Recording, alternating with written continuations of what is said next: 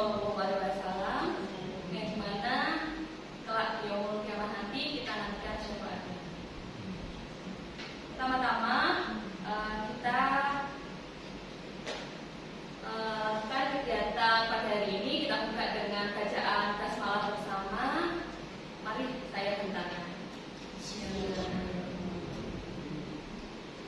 Sebelum menginjak ke acara, saya akan membacakan susunan acara. Yang pertama yaitu sambutan Bapak PRT Kepala SMP Negeri 1 Mayong, Bapak Basuki SPD MPD. Yang kedua adalah kegiatan penyampaian materi menyebarkan pemahaman dan penerapan pengalaman budaya positif di sekolah.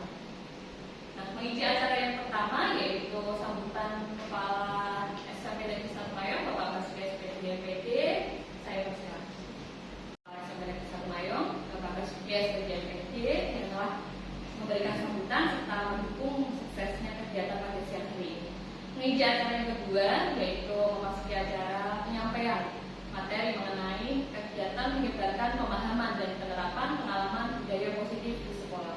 Namun sebelumnya Bapak Ibu, saya mohon maaf, di sini saya bukan termasuk yang paling pintar, bukan ya. Nah, tapi di sini kita sama-sama belajar. Nah, kita sama-sama mengembangkan ilmu. Untuk apa? Demi kemajuan sekolah kita. Terutama apa? Yang kita utamakan adalah peserta didik. Jadi Bapak Ibu, karena memang tujuan kita sesuai dengan filosofi diajar Dewan Toro itu, pendidikan adalah berhamba kepada murid, bukan memaksa kehendak kita, namun kita mengikuti arah anak ini kemana. Jadi kita sebagai pendidik yaitu tinggal mengarahkan, menuntun kodrat anak sesuai dengan kodrat alam dan kodrat zaman. Seperti itu ya Bapak Ibu. Nah, setelah acara selanjutnya yaitu penyampaian materi mengenai budaya positif. Nah, pada kali ini saya akan menyampaikan konsep inti dari budaya positif. Yang pertama yaitu mengenai perubahan paradigma belajar. Yang kedua, nilai-nilai kebajikan. Yang ketiga, motivasi perilaku manusia. Yang keempat, keyakinan kelas. Yang kelima, disiplin positif. Yang keenam, kebutuhan dasar manusia. Yang ketujuh, posisi kontrol guru. Dan yang terakhir yaitu segitiga restitusi. Nah, ini Bapak Ibu, sebelum kita mempelajari mengenai budaya positif di sekolah, kita harus tahu, nah, konsep inti dari budaya itu seperti apa.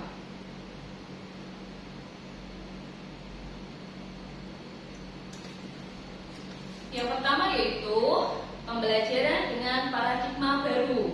Nah, sebelum kita menginjak acara, kayaknya kita tekan semua ya Bapak Ibu. Gimana kalau kita mengadakan ice breaking aja lah, biar suasana kita agak mencair, kita bisa mengikuti dalam keadaan yang menyenangkan, yang happy, karena saya harap, saya mohon untuk kita tidak ada paksaan dalam kegiatan ini. Gimana Bapak Ibu? Siap? Ya. Nah, silakan bersedia untuk masuk ke depan semua. Nah, kita akan mengadakan ice breaking. Moga Bapak Ibu kita berjaga di depan semua. Karena sejak kayak ini ngantuk ya. Moga bisa berjaga semuanya ke depan. Jadi satu barisan. Satu garis itu. Iya Bapak, satu garis. Ya itu. Moga Bapak itu juga ada Bapak. Ini garis kan? Iya. Ini Mas Hari. Speaking kali ini adalah clue-nya menangkap Lena. Bukan Lena ya, kalau ini saya langsung balik Pak Dimas. Tapi kali ini kita menangkap Lena aja ya. Nah, di sini nanti clue-nya Bapak Ibu. Nah, Bapak Ibu akan mengangkat kedua tangan. Satunya seperti ini untuk menangkap, satunya hanya telunjuk yang diangkat. Nah, dua-duanya tetap diangkat Bapak Ibu. Oke. Nah, jadi kanan kiri telunjuk temennya. Nah, gitu.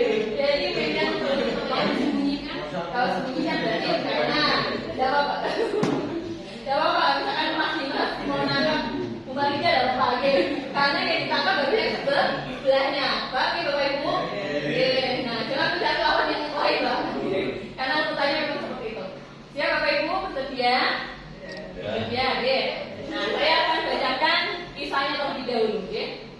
Pada suatu kampung, boleh tangannya di atas semua Bapak Ibu. Hiduplah satu keluarga yang sangat harmonis. Dalam keluarga keluarga itu terdiri dari seorang ayah, seorang ibu, dan ketiga anak putrinya yang bernama Lena. Nah, ayo. Ada yang udah kena? Nah, berarti bagi yang belum fokus, ya. Nah, kita ulang lagi, ya. Ini Bapak Ibu, ya. Seperti bunyi tadi, kita betul. Setiap saya mengucapkan kata Lena, kita menangkap telunjuk yang ada di sebelah kita. Paham, ya? Jadi pemalikan akan Pak Ferry dan selanjutnya, oke? Paham? Paham. Jadi kita fokuskan pembicaraan kita, oke? Oke. Saya lanjut ceritanya, ya. Dalam sebuah keluarga itu terdiri dari seorang ayah, seorang ibu, dan ketiga orang putrinya. Pada suatu malam, ketiga putrinya itu terjadi sebuah perselisihan, di mana anaknya yang bernama Leni kabur dari rumah karena terjadi percekcokan dengan anaknya seorang bapak ini yang bernama Lena. Ada yang kena?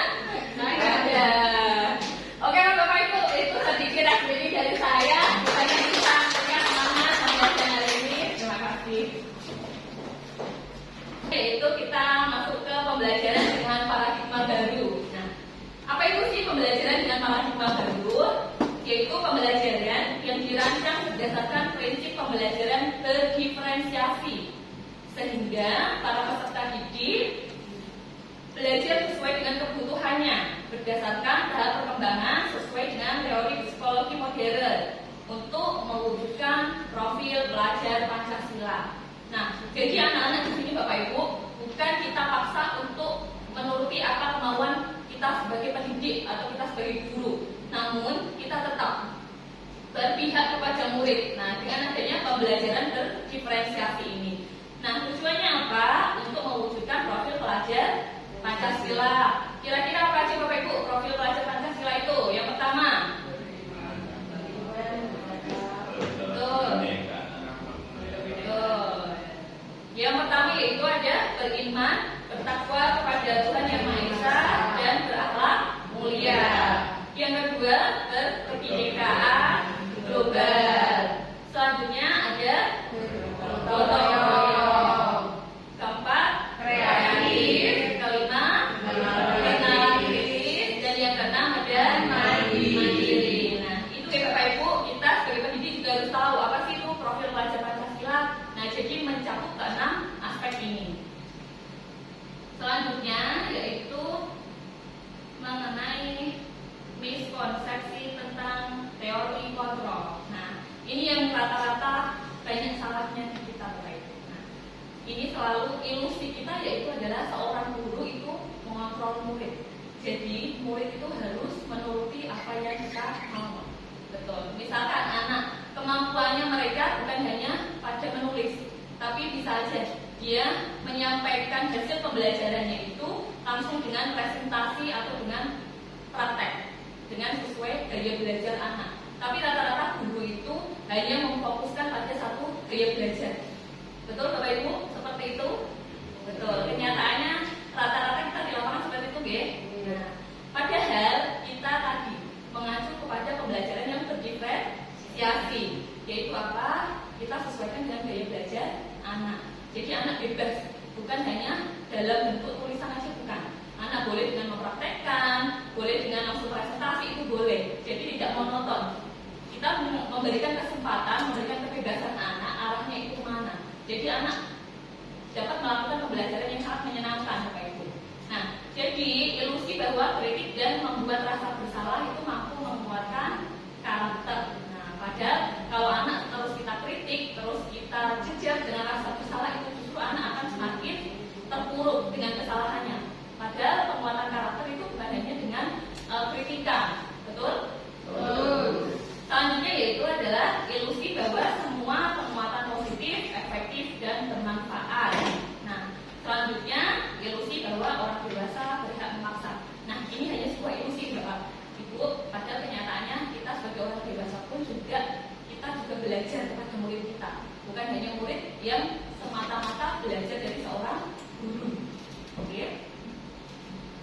selanjutnya ada mengubah paradigma stimulus respon ke pendekatan teori kontrol. Nah, di sini ada Bapak Ibu ya. Di layar slide saya membagi dua tabel mengenai stimulus respon dan teori kontrol. Nah, sebelah kanan ada realitas kebutuhan kita itu sama. Padahal teori kontrol realitanya itu kita berbeda kebutuhannya. Saya dengan Bapak Ibu semua juga pasti kebutuhannya berbeda. Jadi tidak boleh kita samakan. Anak juga seperti itu Bapak Ibu. Anak yang satu dengan anak yang lain tidak boleh kita samakan. Nah, kita tidak boleh pukul rata, oh kamu anak yang pintar, kamu anak yang bodoh, bukan. Sebenarnya tidak ada kata anak bodoh. Tapi apa? Nah, cuma anak itu belum tahu arahnya dia kemana. Nah, tugas kita sebagai Bapak Ibu adalah menuntun anak ini sesuai dengan kodratnya, seperti itu. Nah, yang kedua adalah semua orang melihat hal yang sama. Padahal setiap orang itu memiliki gambaran yang berbeda. Nah, betul. Kadang kita melihat sebuah gambar dengan kita artikan satu tujuan. Padahal orang lain belum tentu sama dengan apa yang kita lihat dan apa yang kita pikirkan. Oke, selanjutnya kita mencoba mengubah orang agar berpandangan sama dengan kita. Padahal teori kontrolnya menyebutkan kita itu harus berusaha memahami pandangan orang lain tentang dunia. Jadi kenapa kita harus bisa menghargai pendapat orang lain, bukan hanya memaksakan pendapat diri kita sendiri yang harus diikuti orang lain, seperti itu.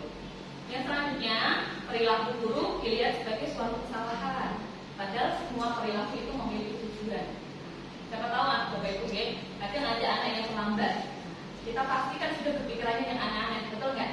Nah, pasti alasannya ini itu. Padahal terkadang keterlambatan si anak ini ada alasannya. Entah ada suatu cerita Bapak Ibu ya, saya pernah mendapatkan murid yang memang dia suka terlambat. Nah, sedangkan ada satu Bapak Ibu guru yang memang selalu berpikiran negatif terlebih dahulu kepada anak tersebut, tanpa mau mendengarkan kenapa anak ini bisa terlambat datang ke sekolah. Dengan kita cari alasan, dengan kita pendekatan yang humanis, dengan kita pendekatan yang berpihak kepada murid, nah, jadi kita tahu Bapak Ibu, okay? Oh ternyata alasannya apa? Dia merawat seorang neneknya yang di rumah, dan orang tuanya itu pergi meninggalkan dia dengan neneknya, pergi merantau. Nah, dari situ kita tahu Bapak Ibu, okay? Kenapa kok alasan anak ini sering terlambat ke sekolah? Nah, kita harus mendengarkan satu sisi. Oh, anak ini dengan alasan yang sesuai, yang masuk akal. Kenapa dia datang ke sekolah itu terlambat? Seperti itu. Yang selanjutnya adalah orang lain bisa mengontrol saya. Padahal yang bisa mengontrol diri kita itu siapa Bapak Ibu? Betul, diri kita sendiri. Apakah Bapak Ibu mau kalau dikontrol oleh orang lain? Tidak. Betul Bapak Ibu. Ya, tambahannya kita juga menerapkan itu pada murid kita. Selanjutnya yaitu pemaksaan ada pada saat rujukan gagal. Nah, sedangkan kolaborasi dan konsensus menciptakan pilihan-pilihan baru. Nah, kalau kita mengadakan kolaborasi, kita pasti mendapatkan pilihan-pilihan yang banyak. Kita punya alternatif. Nah, yang akan kita pilih untuk menentukan jalan hidup kita. Selanjutnya yaitu model berpikir menang atau kalah. Nah, padahal teori kontrolnya yaitu model berpikir itu menang atau menang, bukan suatu kompetisi, menang dan kalah. Kalau kita bisa menang semua, kenapa harus akhirnya kita kalahkan? Paham ya Bapak Ibu? Selanjutnya yaitu mengenai disiplin positif. Nah, ini disiplin positif. Kenapa kok kita harus mempelajari disiplin positif itu? Apa itu disiplin positif? Cara penerapan disiplin yang mengajarkan anak bertanggung jawab terhadap apa yang dilakukan berdasarkan nilai-nilai kebajikan. Nah, nilai-nilai kebajikan itu apa? Nanti di slide selanjutnya saya akan jelaskan ya. Nah, disiplin positif ini tujuannya untuk menumbuhkan kesadaran serta memberdayakan peserta didik tanpa imbalan, penghargaan, ancaman atau hukuman. Nah, ini rata-rata. Kadang kita mengiming-imingi anak, ya kan? Ayo dan digarap tugasnya, cepat diselesaikan tugasnya. Nanti saya akan kasih nilai yang bagus, betul? Nah, ini berarti kita masih memberdayakan anak itu dengan sebuah imbalan atau penghargaan. Padahal tujuan disiplin positif ini adalah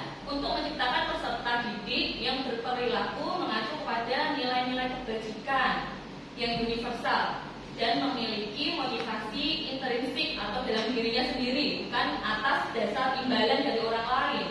Nah, dalam perubahan perilaku ke arah yang lebih baik seperti itu. Nah, apa itu nilai-nilai kebajikan? Nah, di sini saya sudah merangkum Bapak Ibu, nilai-nilai kebajikan itu disepakati bersama dan itu terlepas dari suku bangsa, agama, bahasa maupun dari latar belakang. Okay? Jadi kita mengerucutkan nilai-nilai kebajikan ini sebagai nilai-nilai universal. Okay? Jadi tidak boleh berpihak kepada suku apapun, agama, bahasa dan latar belakang. Nah, nilai-nilai kebajikan itu mencakup 3. Yang pertama ada apa Bapak Ibu? Betul, profil pelajar Pancasila. Yang kedua ada keterampilan hidup atau life skill. Yang ketiga ada Primary Years Program atau PYP. Nah, di sini tadi profil pelajar Pancasila ada 6 aspek ya. IPTA, terus berakhlak mulia, apa itu? Gotong royong, mandiri, kreatif, berkebinekaan global dan bernalar kritis. Nah, terus yang keterampilan hidup itu ada nilai yang dapat dipercaya. Terus lurus hati, menjadi pendengar yang aktif, tidak merendahkan orang lain dan memberikan yang terbaik dari diri kita sendiri. Nah, yang ketiga ada Ibu Primary Years Program atau PYP. Nah, di sini apa nilai-nilai itu? Yang pertama ada integritas, mandiri, menghargai, antusias, empati, keingintahuan, kreativitas, kerjasama, percaya diri, dan komitmen. Nah, nilai-nilai kebajikan ini Bapak Ibu ya, bukan hanya murid aja yang harus memiliki, tapi kita sebagai pendidik juga harus memiliki nilai-nilai kebajikan. Kalau kita memiliki nilai-nilai kebajikan, saya yakin anak itu meniru seorang pendidik, meniru gurunya. Kalau kita tidak mempunyai nilai-nilai yang baik, anak pun juga akan mencontoh apa yang dilakukan oleh pendidik atau gurunya. Nah, selanjutnya kita belajar mengenai kebutuhan dasar manusia. Nah, kenapa kok budaya positif ini dikaitkan dengan kebutuhan budaya manusia sih? Nah, kebutuhan dasar manusia ini berkaitan dengan budaya positif karena apa? Kebutuhan ini yang kita lakukan untuk mendapatkan apa yang kita inginkan. Seluruh tindakan yang kita lakukan itu memiliki tujuan tertentu dan semua usaha terbaik yang kita lakukan adalah dalam rangka agar kebutuhan dasar kita terpenuhi dengan baik. Nah, kalau kita kebutuhan dasarnya belum terpenuhi dengan baik, saya yakin dia tujuan arah hidupnya tidak akan tercapai. Nah, di sini ada Bapak Ibu ya. Menurut teori George, mengenai 5 kebutuhan manusia, itu yang pertama adalah kebutuhan bertahan hidup atau survival. Nah, itu terkait apa kebutuhan hidup itu? Terkait makanan, terus pakaian, tempat tinggal, keamanan, dan kesehatan. Nah, kalau kebutuhan bertahan hidup aja ini kita belum terpenuhi, nah kita tidak akan optimal dalam mencapai tujuan hidup. Selanjutnya adalah kasih sayang dan rasa diterima atau love and belonging. Nah, apa aja sih yang termasuk dalam kebutuhan kasih sayang dan rasa diterima ini? Di sini termasuk rasa diterima, dipedulikan, berbagi, kerjasama, menjadi bagian dari kelompok. Nah, biasanya anak-anak itu Bapak Ibu ya, banyak yang caper kalau di dalam kelas. Nah, biasanya entah dia membuat ulah apapun. Nah, di sini kita bisa lihat berarti ada kebutuhan yang memang dia belum terpenuhi. Kira-kira kebutuhan apa Bapak Ibu? Kebutuhan kasih sayang, betul. Siapa tahu dia di dalam rumah, ya, dia tidak diperhatikan oleh keluarganya, oleh orang tuanya karena kesibukan kerjanya. Dia mengalihkan perhatian itu dengan melakukannya di dalam sekolah, dalam kelas. Nah, dengan apa? Caper kepada gurunya.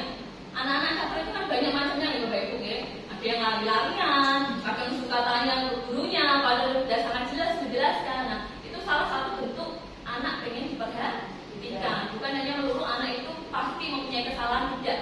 Nah, tapi apa? Ada kebutuhan dasar manusianya yang kurang terpenuhi, yaitu kebutuhan dasar kasih sayang. Selanjutnya yaitu ada kebutuhan penguasaan atau power. Nah, di sini ada kebutuhan tentang harga diri, keinginan untuk dianggap, memimpin, berprestasi dalam kelompok, serta diakui dan didengar. Nah, ini Bapak Ibu ya. Kadang kita sering mengabaikan kalau anak menjelaskan alasan kepada kita. Oke? Biasanya anak usah katakan alasan, betul? Kalau salah itu tetap salah. Nah, padahal kita apa? Kita harus juga memberikan kesempatan untuk anak mengungkapkan apa yang dilakukan, apa yang sudah dilakukan itu. Nah, jadi kita sebagai pendidik harus juga memberikan kesempatan untuk mendengarkan anak menyampaikan apa yang dirasa. Yang selanjutnya adalah kebutuhan kebebasan atau freedom. Nah, itu kebutuhan tentang apa aja? Kebutuhan itu terdiri dari mandiri, memiliki pilihan, mencoba hal baru, mampu mengendalikan arah dirinya. Nah, ini terutama kita bisa terapkan di anak didik kelas 9, ya. Apalagi kita yang mendampingi sebagai wali kelas, BK-nya, terus semua warga yang ada di sekolah. Anak ini kelas 9, kita arahkan Bapak Ibu untuk apa? Memilih sekolah lanjutan. Nah, baik ke SMA ataupun ke SMK. Nah, rata-rata anak memilih sekolah lanjutan itu dia nggak tahu dasarnya apa, hanya memilih sekolah itu. Biasanya hanya ikut-ikutan dengan temannya. Kadang ada yang punya pacar, takut tinggal pacarnya kalau nggak satu sekolah. Kadang hanya dipaksa oleh orang tua. Nah, padahal anak itu punya kebebasan untuk menentukan arah karirnya. Dengan melihat apa? Dengan melihat bakat yang ada di dalam anak didik kita. Betul. Jadi kita tidak arahkan Bapak, oh nak kita kasih pendampingan, nah kita kasih arahan. Kamu seharusnya boleh memilih yang ini, memilih yang itu. Tapi kita tunjukkan ke anak tersebut. Tapi bakat kamu adalah di sini, bakat kamu adalah di A, di B.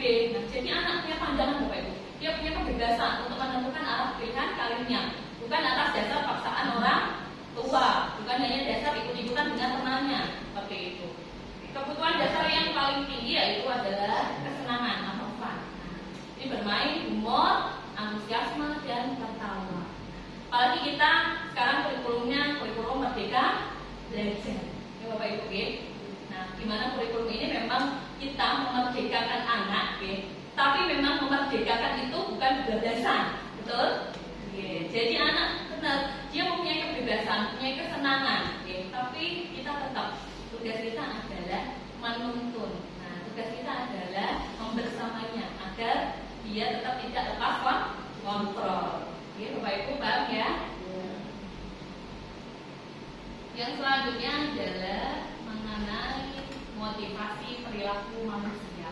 Nah, di sini budaya positif memang banyak Bapak Ibu ya, konsepnya yang harus kita pelajari. Nah, agar apa? Agar kita nantinya juga bisa menerapkan budaya ini di sekolah kita ini. Nah, demi siapa? Demi anak didik kita. Nah, di sini ada motivasi eksternal dan motivasi internal. Kalau motivasi eksternal itu kita tahu motivasi yang terdapat dari luar diri kita, yaitu apa? Untuk menghindari ketidaknyamanan atau hukuman. Yang kedua, untuk mendapatkan imbalan atau penghargaan dari orang lain. Nah, anak melakukan sesuatu itu karena ada maksud dan tujuan tertentu, bukan dari motivasi internalnya. Yaitu apa? Untuk menjadi orang yang mereka inginkan dan menghargai diri sendiri dengan nilai-nilai yang mereka percaya. Nah, jadi ini Bapak Ibu ya, anak-anak kita dorong untuk memotivasi dirinya, memunculkan apa sih yang ada di dalam dirinya itu apa. Nah, bukan atas dasar untuk mendapatkan imbalan atau penghargaan. Nah, jadi anak benar-benar menghargai dirinya sendiri dengan nilai-nilai yang mereka percaya. Selanjutnya yaitu ada nah, ini bedanya Bapak Ibu ya, mengenai hukuman, konsekuensi, dan restitusi. Terkadang kita lupa Bapak Ibu ya, membedakan ketiga hal ini. Mana sih yang seharusnya kita pakai untuk sebagai pendidik itu yang kita pakai itu yang mana? Apa hukumankah? Atau konsekuensi? Apa restitusi? Nah, kira-kira menurut Bapak Ibu yang paling baik yang mana?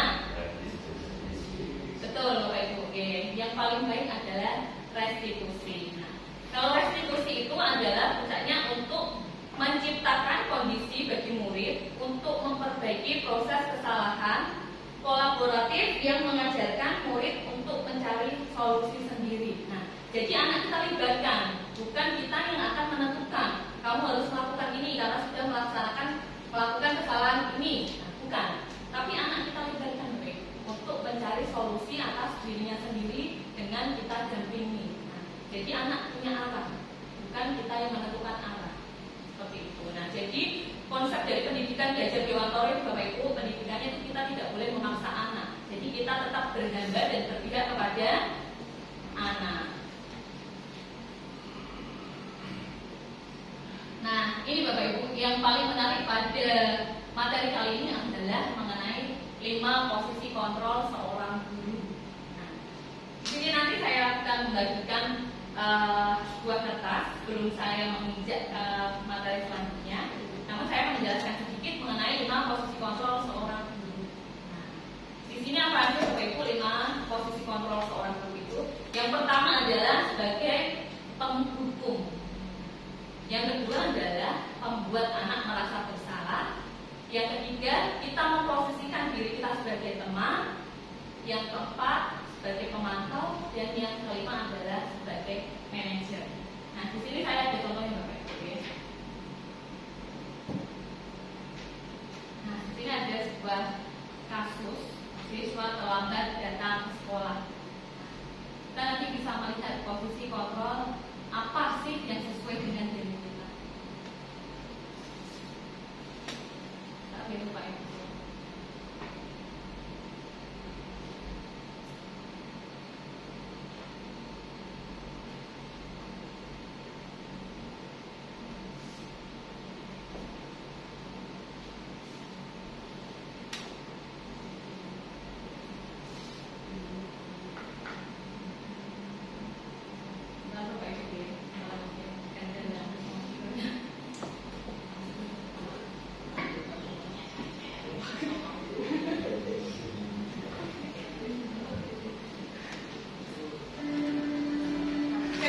Kita boleh saksikan tayangan video ini. Ini ada sebuah kasus mengenai siswa terlambat datang ke sekolah dengan penerapan 5 posisi kontrol yang sudah saya jelaskan tadi. Naren, sini kamu. Selamat pagi Bu. Selalu terlambat. Kamu deh pasti terlambat. Maaf Bu, saya Apa? Apa coba? Alasan kamu apa lagi? Kapan sih kamu tidak terlambat? Malas sekali ya kamu jadi anak. saya Dasar pemalas. Gak kapok-kapok sih kamu. Sudah berapa kali terlambat? Sana, kamu keliling lapangan basket 2 kali. kenapa saya harus keliling lapangan basket Bu? Kenapa? Kamu melawan ibu. Berani-beraninya jawab. Sudah terlambat, masih berani jawab pula. Sekarang, keliling lapangan basket 5 kali sekalian. Biar kapok. Cepat. Pergi sana ke lapangan basket. Ini yang posisi kedua Bapak Ibu, posisi merasa bersalah.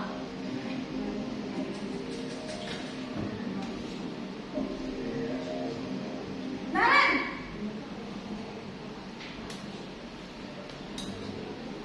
Selamat pagi Bu.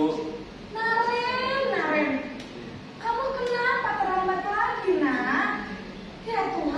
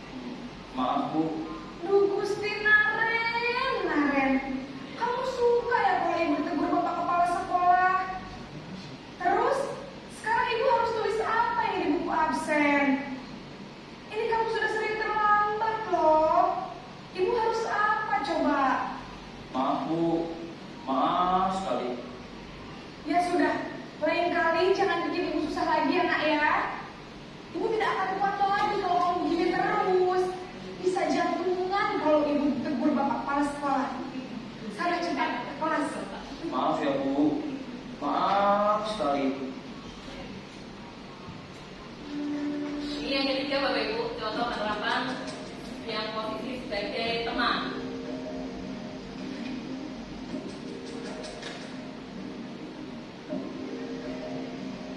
Naren,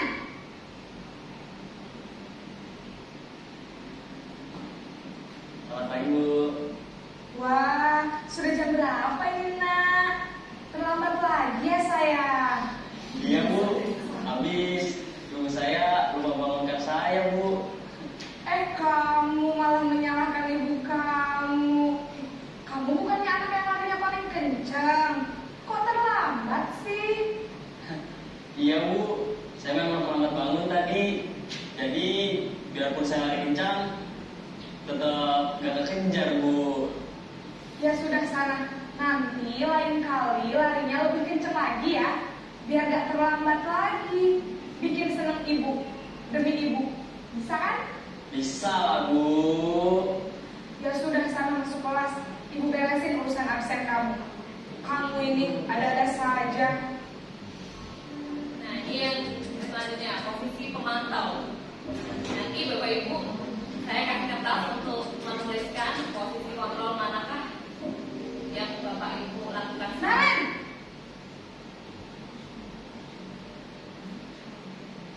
Selamat pagi, Bu. Naren, apa peraturan sekolah kita tentang jam berapa kita harus masuk sekolah, Nak?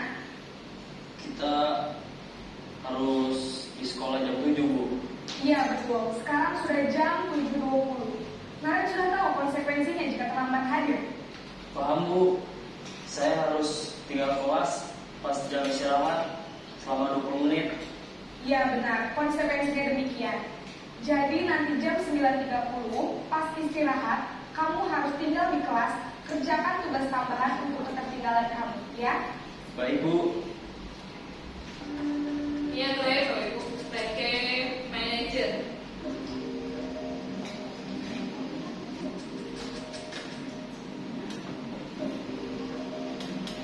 Naren!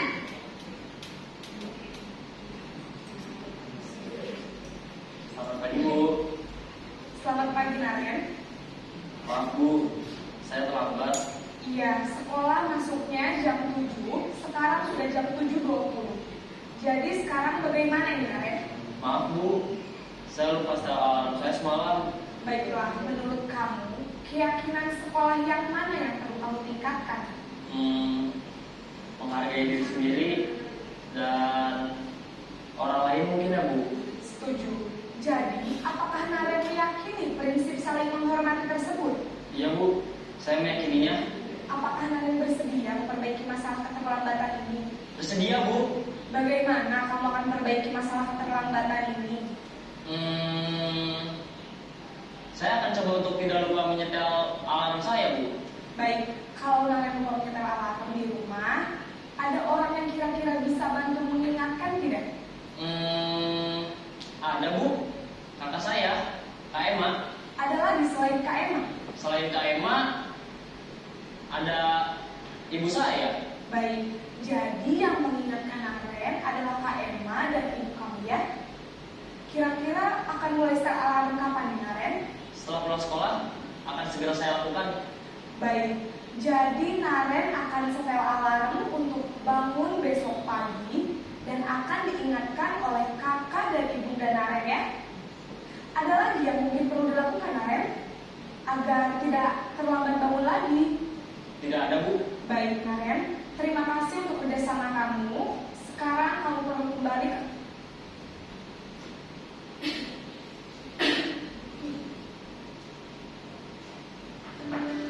Oke Bapak Ibu, nah sini tadi saya sudah memberikan 5 posisi kontrol kita sebagai seorang guru. Nah selama ini yang kira-kira Bapak Ibu lakukan itu posisi kontrolnya sebagai apa? Boleh ditulis di kertas yang saya berikan. Ini bukan yang sebaiknya ya, tapi yang sudah kita lakukan selama ini. Bapak Ibu, nah nanti kita bisa bahas bersama-sama apa yang seharusnya kita lakukan.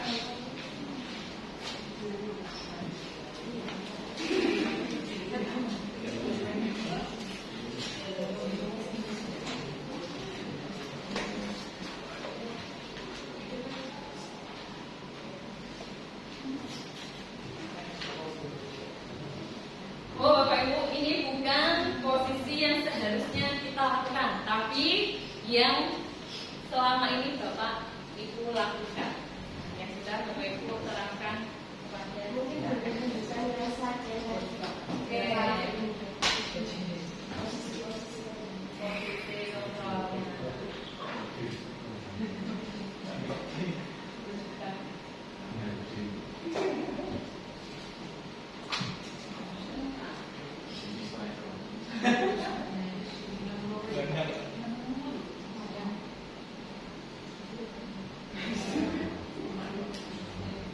Nah, ini Bapak Ibu ya, 5 posisi kontrol seorang guru yang sesuai dengan contoh yang sudah saya berikan.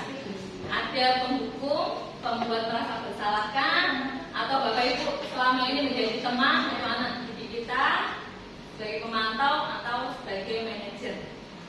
Boleh Bapak Ibu tulis di lembar yang sudah saya kasih. Nanti boleh ditempel Pak. Ya. Sudah Bapak Ibu? Belum? Selama ini kita kira-kira kita itu posisinya sebagai apa yang sudah kita lakukan? Kalau saya kasih nama ada apa-apa Bapak Ibu? Oke? Ada apa-apa? Ada apa-apa. Nanti kita sudah, yang sudah boleh ditempel di bagian sini Bapak Ibu. Boleh ditempel ke depan. Nanti kita bahas bareng-bareng.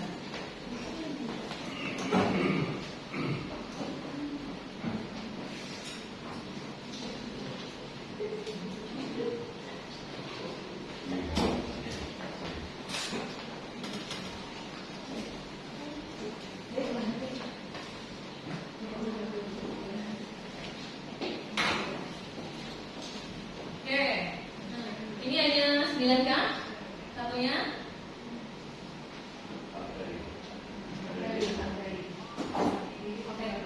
Oke. Oke Bapak Ibu, nah di sini saya bacakan ya posisi kontrolnya adalah sebagai teman, pemantau, manajer, teman, manajer, teman atau bestie, ya kan? Nah, bestie. Gak ada nih, jadi penghukum, gak ada ya. Alhamdulillah kalau memang gak ada ya Bapak Ibu.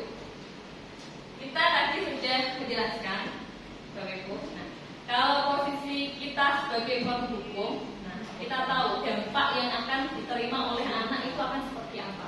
Betul? Betul. Karena apa? Saya pernah mempunyai teman Bapak Ibu ya, di suatu sekolah ekstra. Ya. Nah, dia pernah ditegur oleh seorang guru.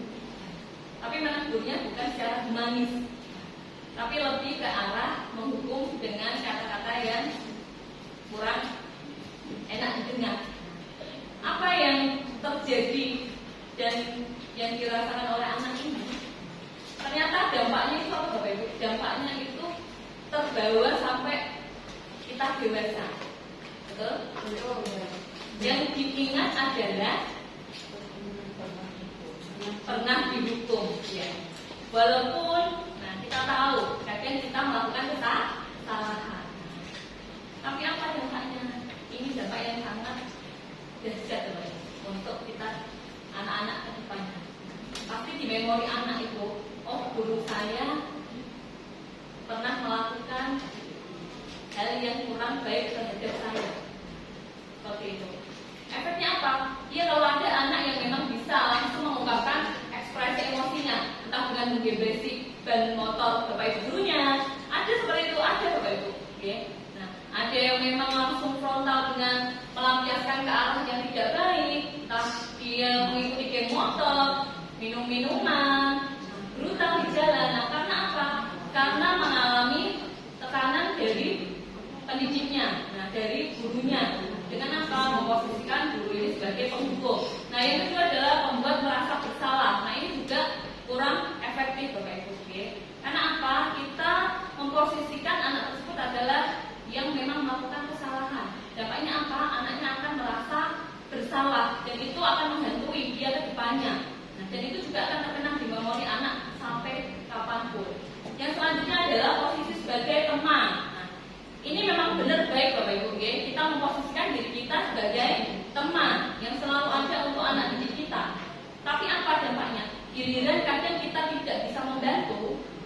Misalkan nih, Bu, saya bantuin nih untuk mereka absen. Nanti jangan lupa ya, saya dikasih nilai, tambahan nilai. Betul? Ya. Tapi endingnya apa Bapak Ibu? Nah, giliran anak tidak kita kasih nilai, dia akan kecewa.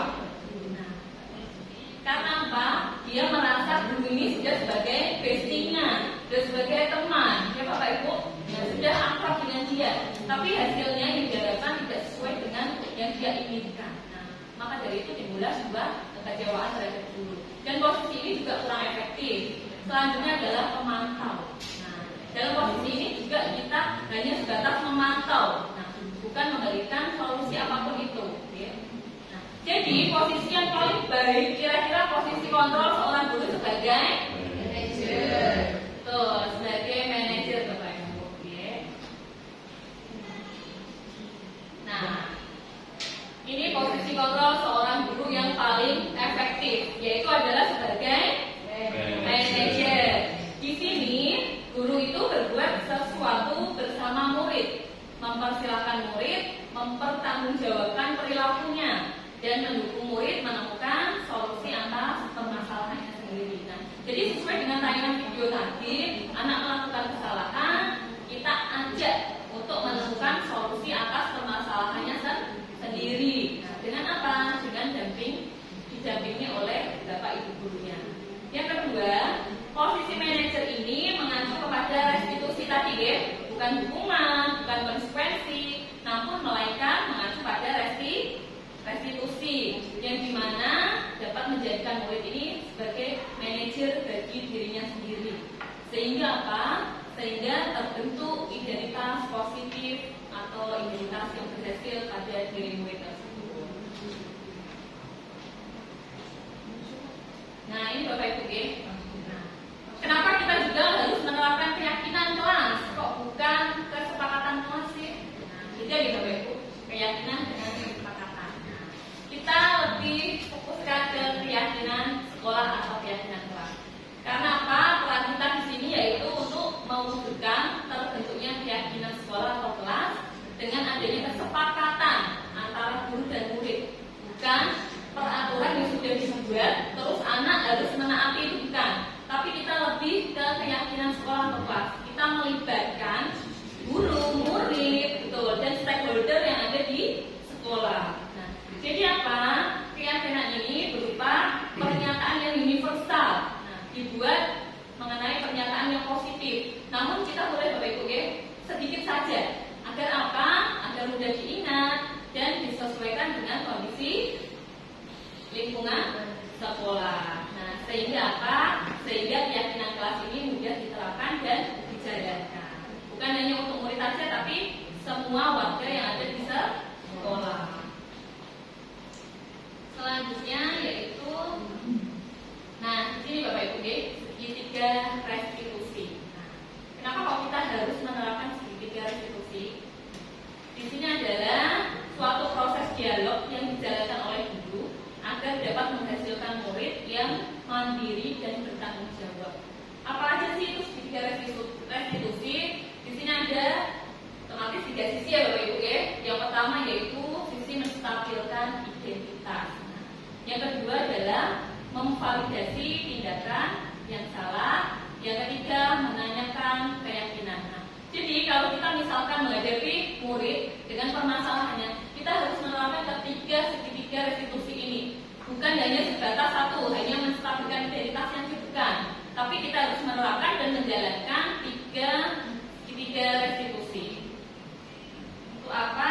Agar kita sama-sama dapat memberikan solusi atas diri anak tersendiri. Nah, segitiga restitusi dalam penyelesaian masalah. Nah, sesuai saya sebutkan tadi, penyelesaian masalah itu melalui 3 tahapan. Yang pertama, menstabilkan identitas. Yang kedua, validasi tindakan yang salah. Yang ketiga, menanyakan keyakinan. Nah, tujuannya apa Bapak Ibu? Menghasilkan murid yang mandiri dan bertanggung jawab. Selanjutnya yaitu ini Bapak Ibu, apa sih itu menstabilkan identitas?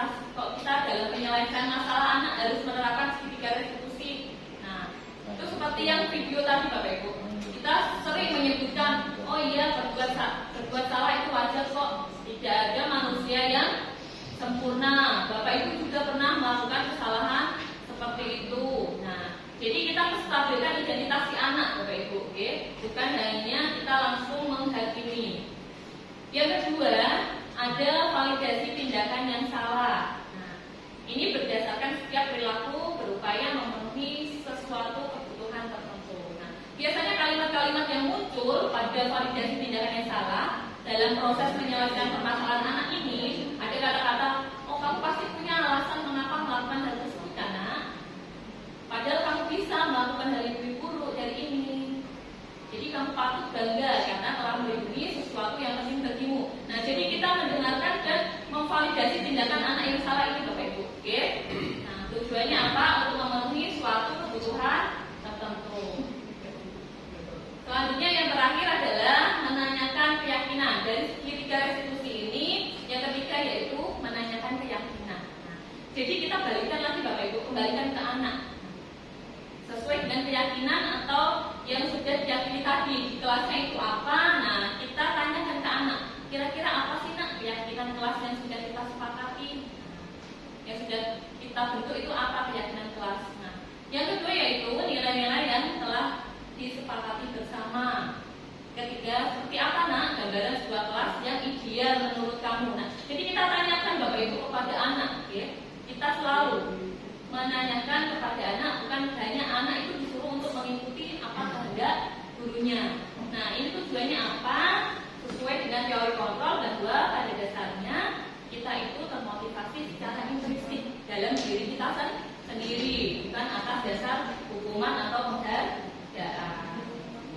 Kemarin saya sudah membuat contoh praktek menggunakan segitiga restitusi. Nah, di sini saya melakukan dua kasus dengan persoalan yang berbeda. Yang pertama yaitu ini persoalannya tidak mengerjakan tiket kelas. Nah, yang dimana ada salah satu siswa kelas 8C kemarin satu kelompok dengan teman-temannya di grup piket. Nah, kebetulan ada salah satu teman yang tidak melaksanakan piket. Nah, di situ dia menegur temannya yang tidak melaksanakan piket sehingga timbul kemarahan atau emosi dalam dirinya. Nah, sehingga dia sampai menarik baju temannya. Nah, di sini saya memanggil anaknya karena memang ada laporan dari temannya. Kemudian saya membantu untuk menyelesaikan masalah dengan menggunakan segitiga restitusi seperti yang tadi saya jelaskan. Dia ada 3 tahapan. Nah, seperti ini Bapak Ibu.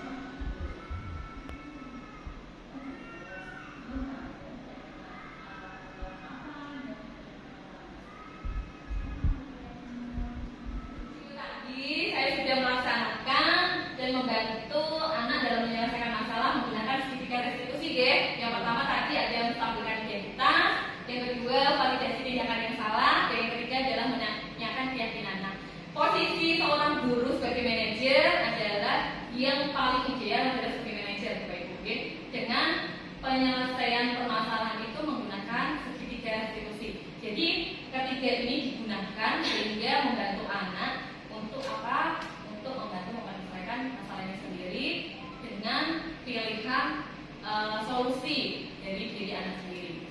Itu Bapak Ibu. Jadi kalau seorang manajer itu kurang ideal kalau hanya menggunakan 1 atau 2 atau 3. Jadi semuanya kita pakai ketiga-tiganya. Paham ya Bapak Ibu? Nah, ini kesimpulan Bapak Ibu.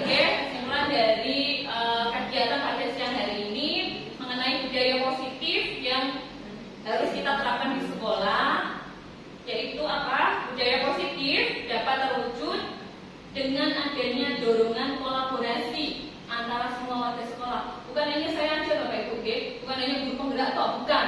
Nah, tapi apa? Ayo kita bergerak bersama, kita bersama-sama berkolaborasi antar stakeholder, kita libatkan semua warga sekolah untuk apa? Untuk menjalankan budaya positif. Nah, dengan menjalankan budaya positif di sekolah itu, maka akan apa? Mempermudah dalam tercapainya tujuan pendidikan nasional sesuai dengan filosofi Ki Hajar Dewantara, yaitu apa Bapak Ibu? Pendidikan yang berpihak pada murid. Nah, dan ini sifatnya menuntun, Bapak Ibu, bukan memaksa, tapi menuntun tumbuh hidupnya kekuatan kodrat yang ada pada murid.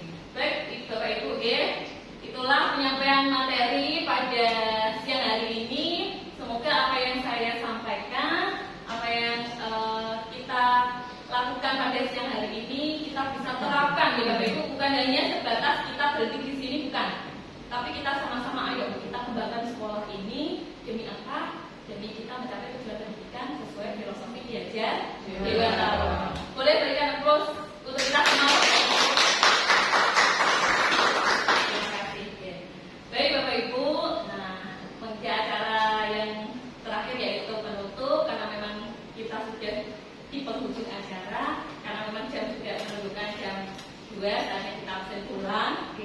Terima kasih dan mohon maaf jika dalam penyampaian saya banyak terjadi khilaf ataupun salah. Saya mohon maaf, kekurangan yang milik saya dan kesempurnaan yang milik Allah. Terima kasih Bapak Kepala Sekolah, terima kasih Bapak Ibu guru yang sudah memberikan kesempatannya untuk mengikuti kegiatan diseminasi budaya positif pada siang hari ini. Sekian dari saya, Kamali, calon guru penggerak angkatan 10. Saya akhiri. Wassalamualaikum warahmatullahi wabarakatuh. Waalaikumsalam. Guru penggerak.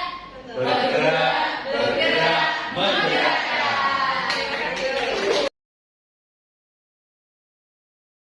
Assalamualaikum warahmatullahi wabarakatuh.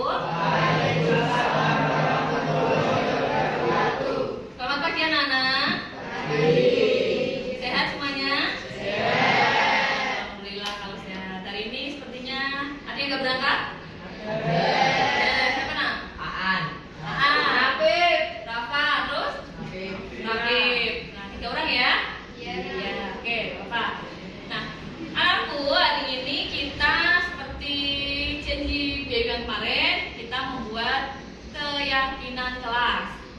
Sesuai yang Biayu ceritakan kemarin, hari ini kita sama-sama membuat keyakinan kelas. Nanti kita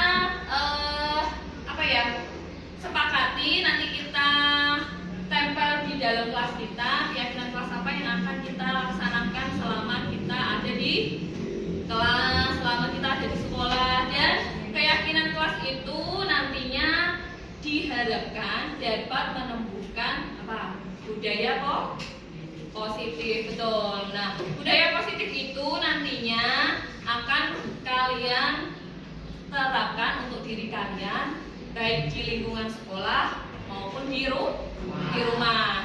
Tujuannya untuk melestarikan budaya positif. Nah, agar apa? Kalau ada keyakinan kelas itu, nanti kalian timbul. Nah, motivasi yang ada di dalam diri kalian itu untuk apa? Untuk apa? Coba. Untuk apa, nak? Untuk apa? Satu. Untuk apa? Untuk Indonesia. Untuk kalian. Untuk ya, kalau kita menjadi anak yang pintar kan nanti menjadi anak generasi bangsa Indonesia. Nah, benar. Satu untuk menumbuhkan semangat atau motivasi dalam kelas, dalam belajar. Yang kedua, agar suasana kelas itu dapat aman, terus menyenangkan. Nah, oke, paham ya? Oke. Nah, hari ini Dewi akan membagikan kalian kertas warna-warni. Gak apa-apa untuk Indonesia, betul. Kalau kita menjadi anak pintar, anak yang berprestasi, ya kan? Berbudaya positif. Nah, itu nanti kita dapat membanggakan Indonesia. Enakku nih, Nah, hari ini kita menuliskan masing-masing di dalam kertas ini yang sudah dibagi-bagi.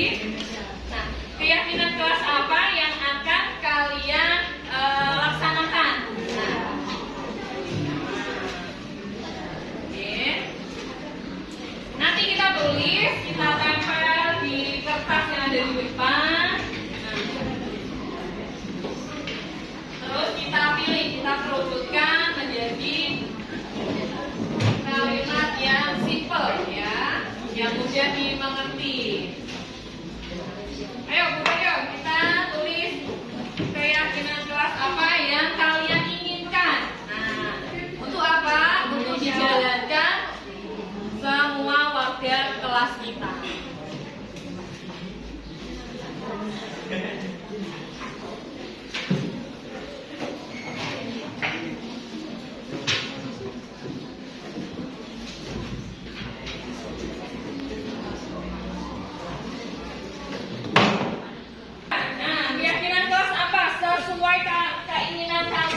Yang kalian harapkan. Nah, dan nantinya kita bisa terapkan di dalam kelas kita dan kita jalankan bersama teman-teman kita dan seluruh warga sekolah dan seluruh warga kelas. Yo, oke, apa? Nah, bagus. Nah, apapun itu ya yang kalian inginkan, itu nanti kita yakini agar bisa dijalankan oleh semua warga kelas kita. Ayo. Ya? Ayo yang sudah silakan ditempel di sini. Nah, nanti kita kelompokkan ya, kita pilih mana yang sama dan mana yang berbeda. Yuk, buruan ya, ayo. Kita pilih.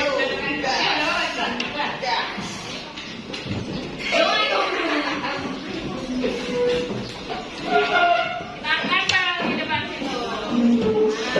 Nanti kita baca bareng-bareng, ayo. Wah. Nah, ini semua.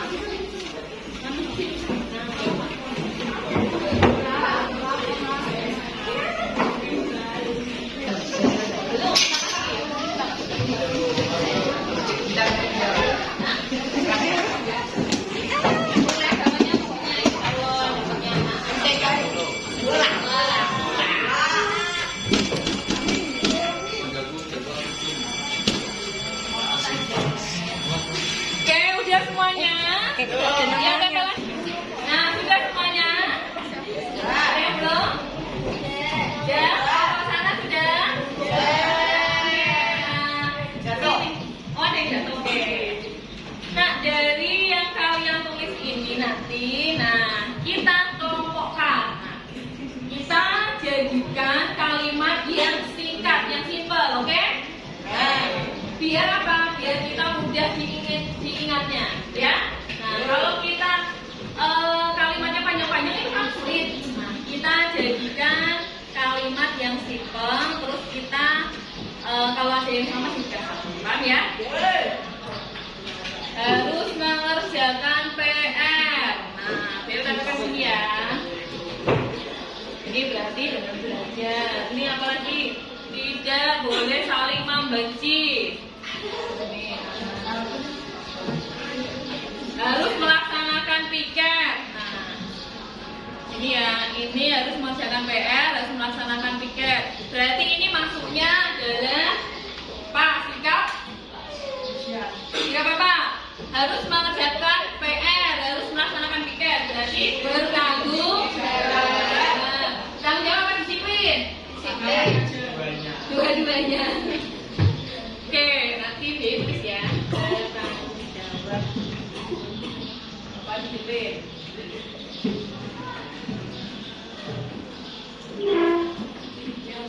Jawab.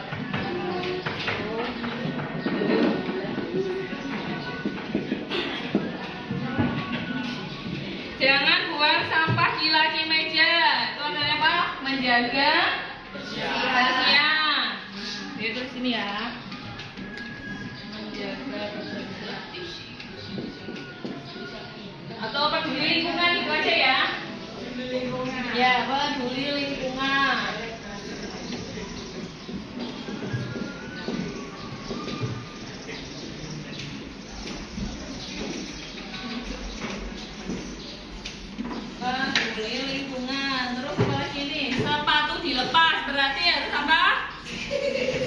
Disiplin, betul, disiplin.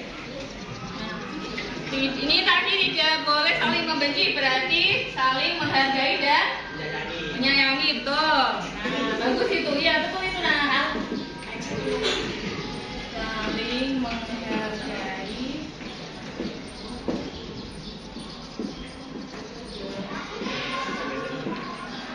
Ya. Ini Vio terus sini ya, kelompokan sini ya. Jangan lupa melepaskan sepatu, berarti di. Terus melaksanakan piket kelas, tadi tanggung jawab. Terus ini melaksanakan piket, sama ya. Disiplin melaksanakan piket, sama. Piket lagi. Piket, ya. Nih, memanggil nama orang tua kita. Nah, tidak boleh apa ini? Maksudnya kemana? Lupa. Saling menghargai, betul. Oke, nah bagus ini ya.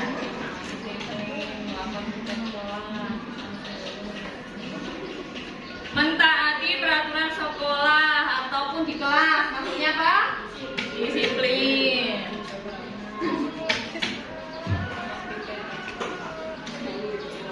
Baju seragam tidak keluar, maksudnya mana? Di rumah. Yuk, ini lagi.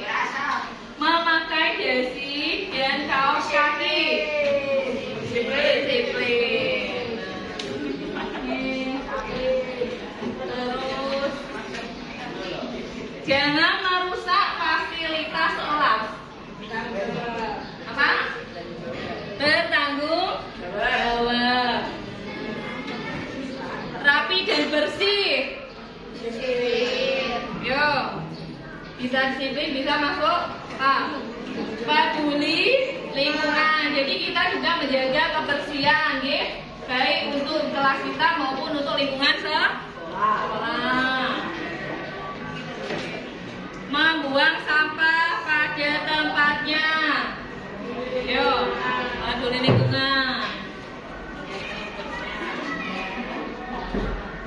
Oh, ini tidak boleh. Jangan membuang sampah sembarangan ya. Sama ini peduli lingkungan. Terus ini tidak boleh memanggil nama orang tua. Apa tadi?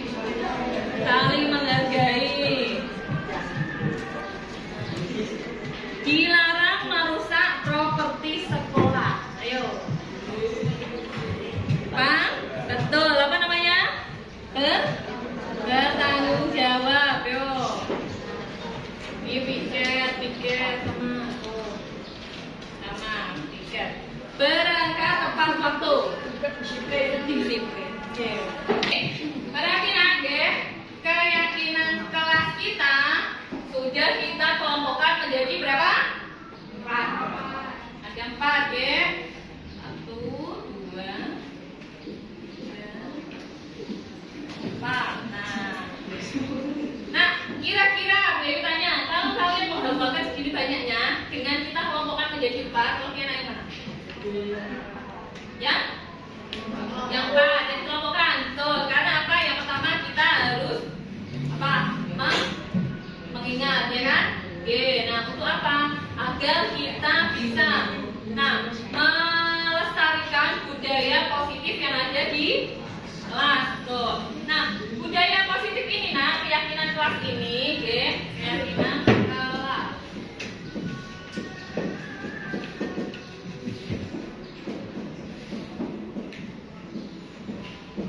Nah, keyakinan kelas ini yang pertama apa tadi? Bertanggung jawab. Yang kedua?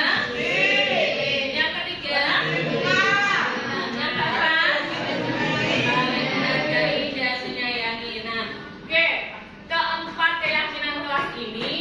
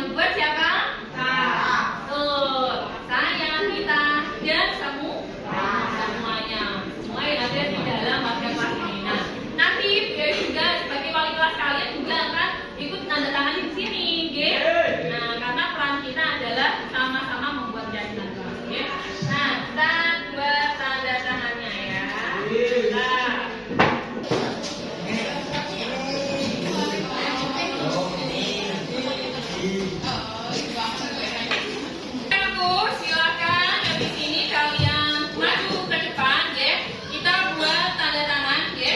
Semuanya atas apa yang sudah kita sepakati mengenai keyakinan kelas kita. Paham ya? Nah, oke. Silakan maju ke depan.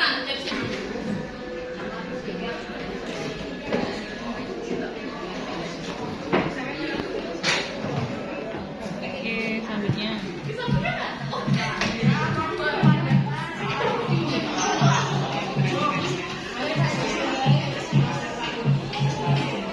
Ya, selanjutnya maju, kita tulis nama kita sama tanda tangan.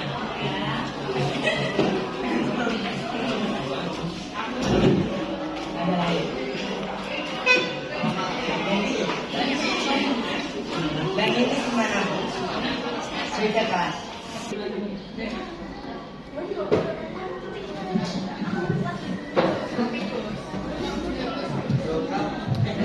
Yuk, selanjutnya Buruna, yuk maju sini.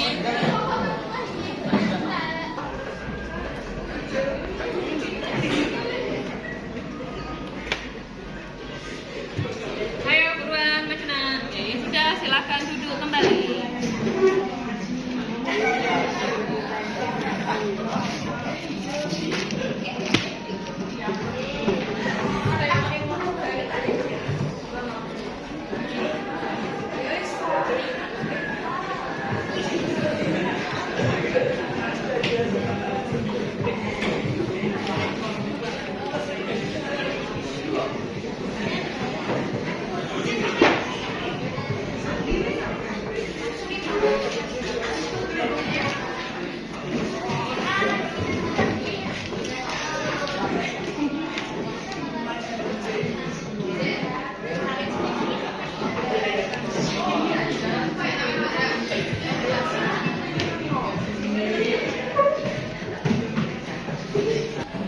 Oke, nah oke aku. Nah hari ini kita tadi udah membuat keyakinan kelas. Nah dan nanti kita buat sebagus mungkin. Terus kita tempel dalam karton, gitu. Terus kita jalankan dan kita terapkan baik di lingkungan kelas, sekolah maupun di rumah, gitu. Nah kalian tadi sudah membuat dan itu tanpa paksaan. Karena apa?